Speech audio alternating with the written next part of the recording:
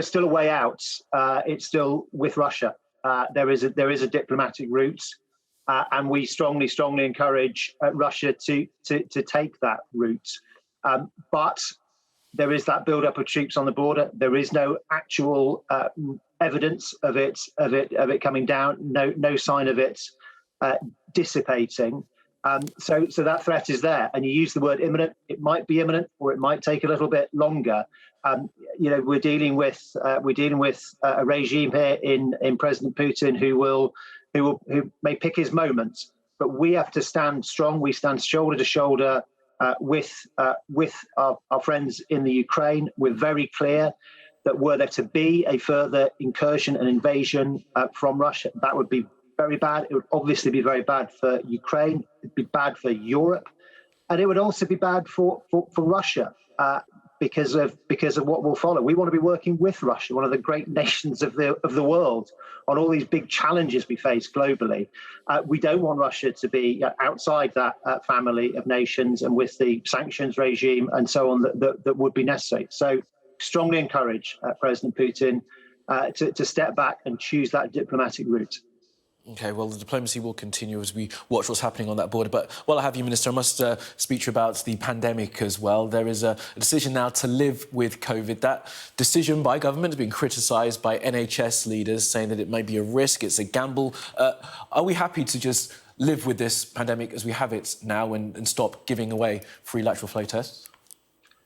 Well, I mean, of course, we are going to have to learn to live with, as you say, with COVID as it moves from pandemic to endemic, and there will be an announcement about exactly how we will go about that. But we've been putting in huge investment in this country, I mean, particularly in the vaccination program. That is our.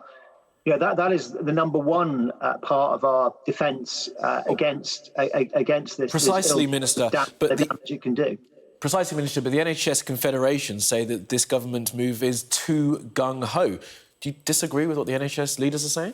Well, I think we wait to see what the government announcement is in full on what all we are going to do to live with this virus, as we must, as Kamali, we live with other viruses, other illnesses. I mean, just yesterday, of course, there was the further announcement on the availability of vaccination for younger children, and we're now at over 90% of the over 12 population having had that vaccination. This country has been absolutely in the vanguard of investing in, of innovating for. Of making sure that we can cope with what has been, of course, this terribly destructive virus. But we are now coming to the stage where yes, of course, we must prepare to live with it.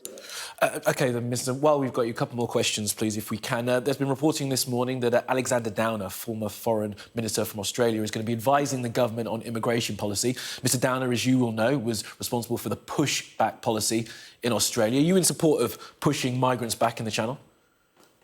So I've met Mr. Downer. He's doing a review into the operation of Border Force, which, of course, is the force which looks after our border security at the front end.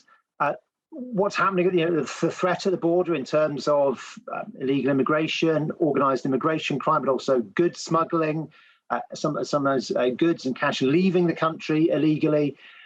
All of these things. That threat is constantly evolving, is changing, and so it's right that we review it, exactly how we go about those things. And I think having a different perspective, fresh eyes, looking at that, I think is a sensible thing to do. OK, Damian Hinds, Security Minister, thank you for joining us this morning. Thank you very much. Good morning to you.